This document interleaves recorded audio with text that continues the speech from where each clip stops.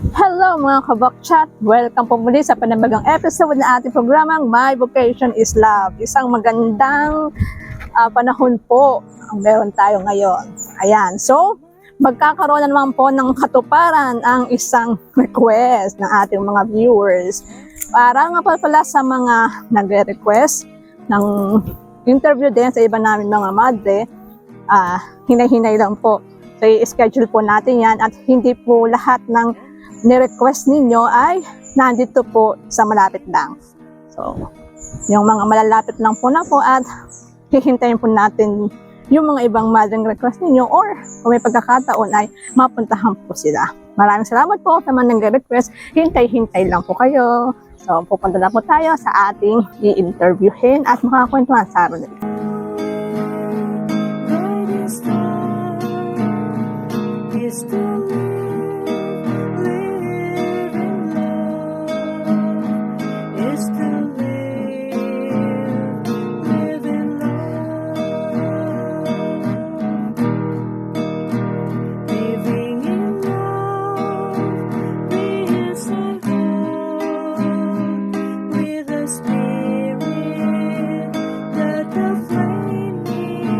Ayan na po mga kabokchat, narito na po ang ating mga kwentuhan sa araw na ito. Sister, magpakilala muna kayo sa ating mga kabokchat. Ako po, Sister Pia Meta Hirang. Taga saan po kayo, Sister? Taga Cristalino, Pitogo, Quezon po. Pero ako po ay lumaki sa medyo Maynila na kasi doon nag-aaral ng elementary at saka high school. So, konting panahon lang in-stay ninyo sa... Hindi po ako nanatili dito. Sa Bungakay, kaunti-kaunti lang. Nagkatikis lang ako doon po. Konting panahon. Ayan. Sister, kasi may nag-request po sa inyo na maging kakwentuhan ngayon sa ating programa.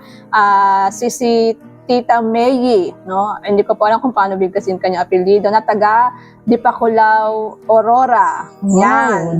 Doon po malaki ang panahon kong nag-google, 27 years of prelature ng Infanta. Pero more on Dipakulaw. Kaya talaga pong mula po sa nanay hanggang sa bata, ay talaga pong kilala ko sila. Kasi sabi nga po, Sister, ay you're one of the most remembered and loved assigned there in Dipakulaw, Aurora. Sayang po. At yun naman po ang aking first love sa bukasyon. Talagang hindi ko po kailanman malilimut at napakarami ko po ang karanasan doon. First assignment niyo po ba yun, Sister? Ang Dipakulaw? First assignment niyo or matagal lang po kayo na-assign? First assignment ko po yung Maria. Pero connected na yung Punsao po. Tapos matagal kayo na-assign doon? Matagal po. Saka doon po ay talagang very popular kami sa aming obispo. Mahal na mahal kami ni Bishop Labayen as Carmelite po. Yan. Sister, ngayon po ay mag-share po kayo ng inyong kahit maigsing vocation story po sa ating mga kabokchat, sa ating mga manonood, para po makakuha sila ng, syempre, inspiration or advice. Sister, ang inyong pong vocation story. Opo.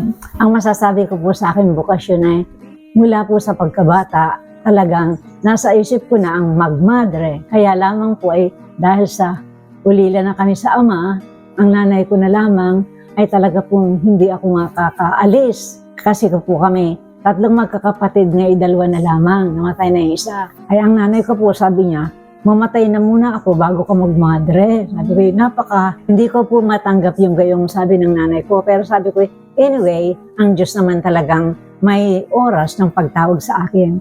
Kaya nga po, nung talagang siguro ay oras na ako'y tawagin ni Lord, ako po'y tumakas. Kasi sabi nga po ay, hindi ko talaga maatin na ang nanay ko'y yung kumbaga sa ano sumama po ba ang loob. Kaya ang ginawa ko po, nung bagamat may bokasyon ako, ay isang araw, nagsabi ako yatan po ng binyag. Pero may sulat naman ako noon. At nung nga po nakita ko na talagang ang lungkot niya nung malaman ko. Sapagkat sabi nga, hindi siya kumakain. Tapos ay ang gusto niya bumalik. Pero sapagkat ako naman po siguro oras na, hinintay ko na po ang 21 years bago naman ako pumasok. Ayan.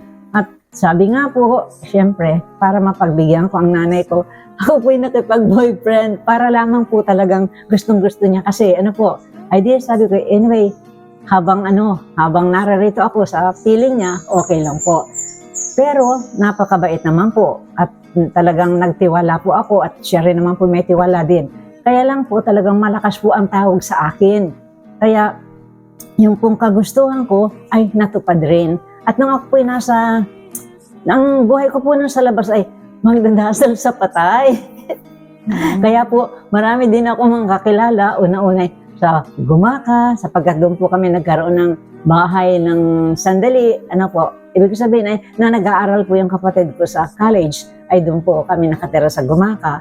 Pagkatapos po ay ako naman po ay inadapt ng isang napakabait na pamilya, Valdeo po. Kaya si Father Valdeo po kababata po, matanda lang ako ng konti. At yun po ang nag-adapt sa akin hanggang sa ako po doon sa kanila lumaki. Kaya lang po, siyempre, hindi ko naman matiis din na talagang hindi umuwi sa amin. Yan, bumalik naman ako doon. Pero hindi po maalis sa akin yung pagmamadre. Ano po, nung nasa kumbento na nga po ako, ay talagang nakita ko pong ito na talaga ang aking buhay. Pero, sabi ko nga po, ang saya pala po sa loob ng kumbento. Gawa ng sabi ko, aanhin mo ang lahat ng mga bagay sa mundo kung ang bukasyon ko naman hindi ko matutupad. Kaya nga po, siguro oras ng Panginoon ako'y tinawag niya at nga pumasok po ako sa kumbento ay 1962. Matanda na po ako. Ngayon po 84 na ako. Wow, 84 years old na si sister. Gayun po, nakita ko po sa aking bukasyon na lalo na nung ako po may assign sa Prelature of Infanta. Yung po ang tagang first love ko.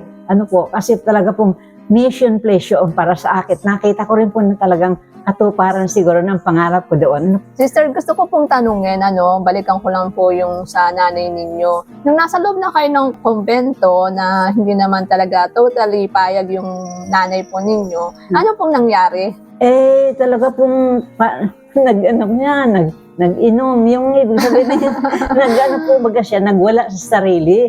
Pero konting panahon lang naman yun kasi siguro po yung kapatid kong bunso ay talagang mahal din naman niya ang nanay namin. Ay para po siguro maaliw. Ayan, sinabi niya, dadalaw siya. Dumalaw nga po. Pangilang ka po, sister? Ikalawa po ako doon sa tatlo. Tatlo po kami, ako panggit na. Okay. May asawa na po yung una pero namatay. Puro babae po kayo? 2 babae po at 1 lalaking bunso. Okay, bunso po yun na. Nandun din po nangyari sa boyfriend nyo? Ay naku. Iniwan po ninyo? Wag na po. Iniwan niya po. Kumbaga ay nakipag-break kayo para... Kasi may sulat din po ako sa kanya. Sabi ko, sorry, talagang yung pagtitiwala ko. Maraming salamat. At hanggang ngayon po naman, talagang kasama ko siya sa dasal. Araw-araw yan. Natanggap naman po niya na kayo ay sa pagmamadre. Na-praise po siya, napasok siya sa... Nagwala rin po siya, naglasing, tapos gayaan. Bagamat para po bagang yung tiwala niya sa akin ay nawala.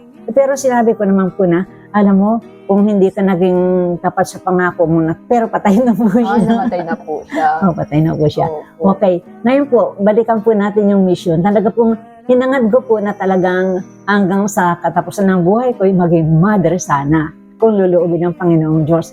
At yun nga po ang dahilan na talagang sa aming kongregasyon po, natagpuan ko ang tunay na talagang suporta at pagkalinga. Lalong-lalo na po nitong ako'y magkasakit. Pero bago po ako magkasakit, nakita ko rin po na talagang ang saya po ng buhay namin sa misyon. Masaya sa isang salita sapagkat lagi mo pong kapiling ang Panginoong Diyos, lagi ka po may panalangin. At yun naman po yung nakakapagpahinga ka rin. May recreation din kami sa aming mga madre. Bagamat, siyempre naman po, human as we are, ay kumisa lumalabas po ang kahinaan. Pero okay lang po yun. Napapatsap naman po yun sapagkat sabi nga ay huwag kang tutulog nang talagang hindi kayo magkakasundo. Normal naman kasi, Normal sister. po yan, opo. Kaya nga po, sabi ko, ito na talaga ang tunay na buhay na hinahanap ko. At nga po, lalo na nung ako'y magkasakit at dito ko nga po, sabi ko, pagbabayaran ko yung mga negligence ko po ba, yung mga kakulangan ko sa mission na hindi ko nagawa, ang talagang pakikipag-ugnay na sa Panginoong Diyos. Bagamat, sabi ko, may mga panlangin din kami doon, pero hindi po yun dito na kung kailan ako tumanda, nakita kong ito na nga ang tunay na hinahanap ko sa buhay na talagang si Jesus ay makapiling ng tunay. Ano po? Kasi po, sister, sa atin po bilang mga misyonera, medyo divided po ang ating attention and oras po Opo. sa prayer, apostle Opo, opo. especially, dahil po nga missionera tayo, pero hindi po nawawala ang prayer life namin. Pero pagdating kasi dito sa compound, sister, lalo na yung mga aged sister natin, mostly ang panahon na lang po ng mga aged sister natin, like your sister, ay pananalangin. Opo. Ayan na yung pinaka-mission po. Yan. Pero dito po, natagpuan ko higit, yung pagbabalik ko dito, nung ako'y magkasakit, sabi ko, ito na talaga ang hinahanap kong buhay, na talagang hanggang sa katapusan ng aking buhay, sana po, ay manatili ako. Bagamat, ang isip ko po, ang aking puso ay nasa mission pa din, na po. Pero ito naman pong narito, mission din kami. Yes, po. mission pa rin po. Di ba si Saint Teresa nga, sister, nasa loob lang ng cloister, no? Mongha siya, pero missionera sa pamamagitan po ng kanyang pananalangin. Yan po. Ano pong gusto niyong sabihin sa ating mga manonood, especially po doon sa mga may bokasyon din po na medyo nahihirapan din mag-decide or nag-iisip-isip pa rin po hanggang ngayon? Sa akin po nakita kong isang talagang mabisang kasangkapan ay talagang ang manatili pong nananalangin sa Panginoong Diyos upang ituro sa Kanya kung talagang ang hinahangad niyang buhay ay talagang yun ang makapiling ang Panginoong Diyos at hindi naman po siya talaga magkukulang. Pilit na bibigyan Kanya ng suporta. Parang katulad ko po na talagang paano ko kaya ma-achieve, paano ko kaya makakamtan ang talagang pagpasok sa kumbento. Ayun nga po, dumating ang isang pagkakataon na talagang ibinigay na ng Panginoong Diyos. Ay nakita ko na walang matimtimang birhen sa matyagang manalangin. Lagi ko po dalangin yung sana Panginoon, kahit man lamang kumbaga sa laylay mahipo kita, ay talagang nakapiling ko pa siya ng talagang buong puso. Yung pong sa mga parents po, sister, na katulad po ng mother ninyo na hindi pumapayag agad na mag-mother yung kanilang anak, ano yung pong gustong sabihin? Sa mga nanay po naman, alam ko pong payag ang nanay ko, pero hindi lang po niya maatim na talagang magkahiwalay kami. At doon po nakita na mahal na mahal ako ng nanay ko, Pero yung pagtawag ng Panginoon Diyos ay hindi pa niya lubhang matanggap. Ang ano nga ng nanay ko ay dadalawa na kami sa buhay ng kapatid ko, maghihiwa-hiwalay pa kami. Ayun po. Kaya nga po, sinikap ko na talagang sana naman maunawaan ng nanay ko na talagang ang kalooban ng Panginoong Diyos ang talagang makamtan ko. At yun nga po, nakita ko na talagang nung ako'y madre na, ay siya naman po ang talagang dalaw ng dalaw doon. Huwag lang po, sister, na yung sabi nga tatakas, nagawa lang po ni sister yung kasi talagang last resort po as much as possible, sister. Opo. Pwede naman po natin daanin sa pakiusapan, yung mga parents natin, at saka sa pagdarasal po, sister, Saka lalo na pong natuwa siya nung makita niyang masaya pala ang buhay sa kumbento. Bagaman sabi niya ay napakahirap daw sa kumbento po. At kumbaga sa panay daw ang trabaho at hindi nakakadalaw sa magulang. Nagkakamali po yun. Yes. Sa katunayan nga po, nung maging mother na ako pa po ang talagang pinipilit na pumunta sa amin. At ako naman ang kuminsang po hindi makadagal. Ang bakasyon po namin, 2 linggo sa pamilya, pero hindi ko po masagad na talagang tapusin yun. Ang hilig ko po ay talagang makauwi agad sa kumbento. Talagang iba talaga po ang buhay sa kumbento. Mahirap na nakikita nyo, pero sa loob naman po ay magaan at saka po payapa. Na yun po ang talagang minumungkahi ko sa mga kabataan na kung hahanap talaga kayo ng bukasyon, hanapin nyo niya ang talagang makapagbibigay sa inyo ng ligaya. Una-una ay sa puso at saka kapayapaan po. Saka, sister, wala pong mahirap sa tao nagsusumikap at nagmamahal. Yan, tama po kayo. Sapagkat sabi nga po, ang grasya ng Panginoong Diyos ay sapat sa iyo, lalong-lalo na po ba sa mga pagsubok. Sa katunayan po, nung ako po ay hindi madre, hindi ko man lang naabot ang Roma, pero nitong naging madre na ako, ay talaga po naabot ko ang Roma. Kaya lang po nakita ko rin doon na tingnan niyo po, isang sa karanasan hindi ko malilimot. Nung kami po nung bigyan po ako ng, yung po bang kapag halimbawa dumating ng kami sa 50 years, ay may binibigay sa aming pangpalubag loob na maabot namin yung mga lugar ng aming mga mothers sa ibang bansa. Ay po naabot ko. Kaya lang po talagang may isang pangyayari na talagang akalain nyo, nasa Paris po kami, kasama ko ex-mother general namin, si mother ako po'y nahulog sa escalator.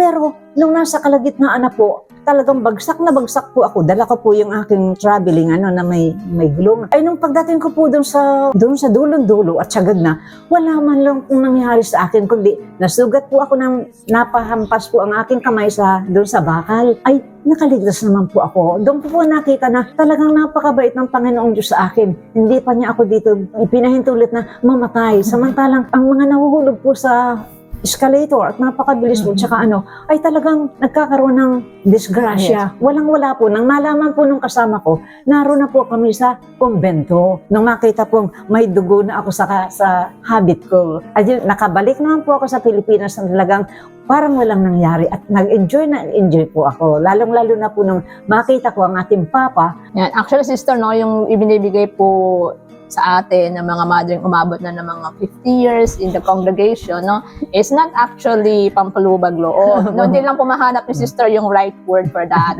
It's a gift, sister, no, kasi Hindi po, yung regalo nga po. Imagine, nakaabot kayo ng 50 years, bihira na po umabot sa talaga po. No? So, gift po ng congregation for our sisters who reach 50 years yan, in religious life. Actually, not the age religious life po. Yung anniversary po nila. Hindi ko nga po akalain na talagang nakamtan kong lahat sa pamagitan ng aking pagiging madre. Yan. Because of your perseverance, sister. At yung po nga ang sinisikap ko na talagang sa pagbabalik ko po dito, nung ako magkasakit na, lalo pong nakamtan ko ang talagang pagmamahal ng Panginoong Diyos sa lahat ng mga sumusunod pala sa Kanya. 100-fold tatanggapin ng bawat isang sumusunod, maging tapat ka lamang. Kaya nga po, sa ngayon, pinagsisikapan kong maging tapat.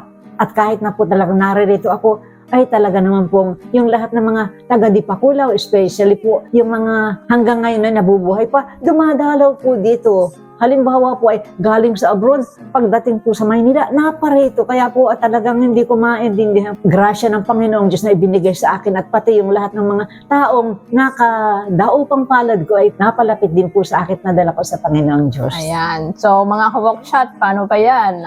Marami naman po kayong napulot at narinig na panibagong kwento mula kay Sister Piameta. Sister, baka meron po kayong gustong batiin o shout out? Napakarami po. Gawa sa lahat po ng nadestinuhan ko ay talagang halos lahat ay nagmamahal. Kaya sabi ko, doon sa pagmamahal nila ay tutumbasan naman namin ng dalangin din sa kanila. Kaya po sa lahat ng mga nadestinuhan ko, mula po sa Kuya po, Marinduque, Santa Cruz Marinduque, tapos po Dingras, San Nicolas, Aurora po, ayan. Dipakulaw. Opo, Dipakulaw po, lalong-lalo na lahat kayo kasama namin sa mga panalangin. At kami naman po ipapanalangin nyo rin. Po, maraming kumusta po sa hello po sa lahat ng mga nabanggit ni Sister na lugar. No? Hindi po niya kayo maisa-isa. Dahil dami po Alam na po ninyo kung sino sila, sister, di ba? Alam na po ninyo kung sino kayo sa mga binanggit ni sister na mga lugar. Maraming salamat po sa pagmamahal at alaga po kay Sister Piameta.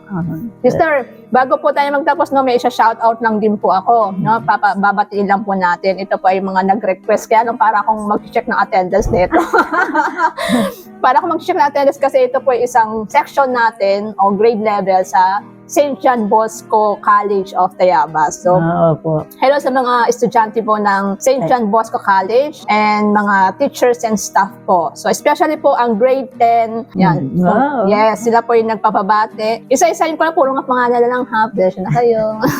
Hello kay Paul, kay Ives, kay Gabriel, kay Rainiel, kay Adam, Genesis, Lawrence, Brandon, Steven, Brian, Craig, Andre, and Heaven. Mga boys lang po yan. And sa mga girls na po, hello kay Rafael Alia, kay Leah Venice, Irvin, Syra, Cassandra, Bradley, Jewel, Claudine, Margaret, and Camille. Complete attendance po kayo, grade 10, bamo ha. Wala na akong utang sa inyo.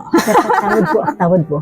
Sige po, sister, habol po. Nais ko lamang pong talagang bigyan ng pasasalamat higit sa lahat ang mga katekista mula po sa Marinduque. Lahat po sila. Marami po kaming katekista doon. Sa Dipakulaw po, marami din. At lalo higit po, mga nakasama ko po sa San Nicolas, lalong-lalo na po kay Christy Villa, kay Greta, kay Ate Cathy, Ivy, Jamaica, at sa lahat po ng mga taga San Nicolas, de Tolentino, Ilocos Norte. Yan. Saka sa Dingers po kala kay Merly at kay Milja, sa lahat po kay Ate Lit. Hello po sa inyong lahat. Sister, maraming salamat po sa panahong ibinigay niyo po sa amin ngayon at sa pag-share po ng inyong not only the vocation story but of course pati po ang inyong mission experience. Ano po, sister? Hopefully hindi pa rin po ito ang inyong last or ang last na makakwentuhan namin kayo. Baka sooner o mga ibang Opo. pagkakataon po ay makita pa rin po namin kayo. Sister? Salamat din po ng marami sa inyong pakikinig at lalo higit sa pakikisa sa aming kongregasyon. Yan. Kay Sister Reggie. Maraming salamat po mga kabakshit. Hanggang sa muli po, abangan nyo po ang mga panibagong episode at mga request po ninyo ng mga mother namin na isa-isa lang po.